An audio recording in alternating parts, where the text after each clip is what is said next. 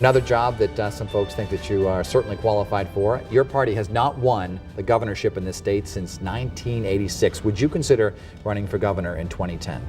No, I don't think so, but I think whoever is running for governor has got to know something about jobs. I mean, this is a state where we really haven't added any new private sector jobs in 25 years. And we're flat on our back. And if you really want to turn around this state and deal with some of the big social issues that are confronting us, it's going to have to start with jobs, good paying jobs in this state. That was part of what I was doing with that strategic plan. We have no strategy right now to bring back some of the jobs that we've been losing over the last generation. You painted a pretty grim picture 10 years ago. Is it any better in terms of how we create jobs in our state? No, we got to do a lot better. But the economic climate is a lot better than it was 8 years ago. And there are tens of thousands of jobs that are unfilled. Good paying jobs, great jobs, Electric Boat and Pratt & Whitney, Sikorsky, the social workers that we were talking about. We have a whole generation of people, Dennis, that are beginning to retire out. We're sort of an older population here. And this is why job training for the 21st century is so key to our future. Is there a business or an industry we haven't thought of that should be in Connecticut or should be expanded here? Healthcare is huge, especially as our state is aging. Green energy jobs.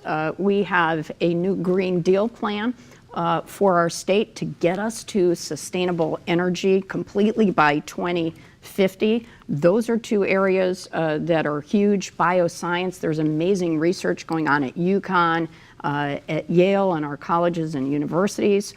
Those are areas for the future, along with advanced manufacturing, which is very exciting, and aerospace. Speaking of green, I would just pick up on that. I mean, you want to play to where your strengths are. So we had the head of Google came in, and how do we create a Silicon Valley here in Connecticut? And then somebody said, we are the Silicon Valley of advanced manufacturing. We have some of the most sophisticated manufacturing in the world right here in Connecticut. So I'd play to where our strengths, starting with advanced manufacturing. Yes, and we are an IT hotspot for the Northeast as well. The Brookings report highlighted that as well. But we need more young people that have that IT training and want to come here, especially now that we have Infosys.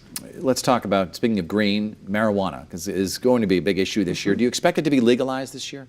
I do. I think we're going to legalize it. That'll be voted on in this session.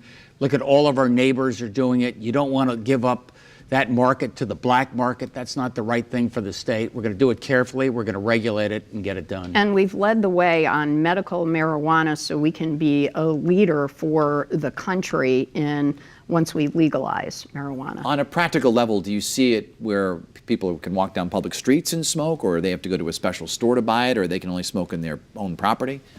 Well, we had the Criminal Justice Reform Group was just speaking to Susan and I, and we said, what are models that we should look at? They said, look at Massachusetts, look at California, look at how that played into criminal justice reform and expunging people's records for a marijuana type offense. I think it's going to be done in a private environment, not walking around the streets. I don't see that in a lot of other locations either. We'll be very careful about marketing. You know, I want to do this carefully and slowly, but get it done. Let's talk about tolls a little bit, because you had said during the campaign that you were for trucks-only tolls in our state. Do you expect that to pass this year? Because there are some liberal Democrats who want tolls everywhere. I expect we're going to pass trucks-only tolls. I think we get that done. I think I can get some bipartisan support for it. I've got the business community is very strongly in favor of it. And that's what I said we wanted to do. It will represent about $250 million in income that we can use to fix our roads and speed up our rates. And that's going to be huge for investing in our crumbling transportation infrastructure. We need to do so much more in terms of public transportation, fixing the 338 deficient bridges in our state.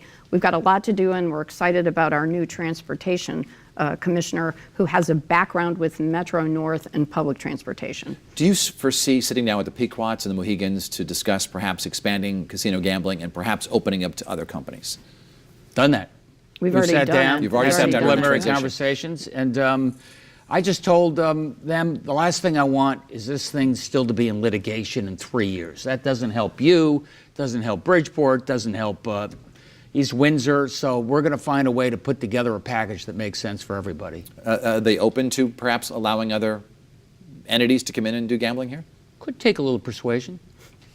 I think it's key that we make sure that we preserve the gaming revenues that we have been getting from both casinos, so we always have to take that into consideration. You know, one of the big things, we've had many mayors and state representatives in over the years, and they have said that one of the big costs that towns and cities have is services. In terms of regionalization, how will you lead sort of a new way of thinking in the land of steady habits?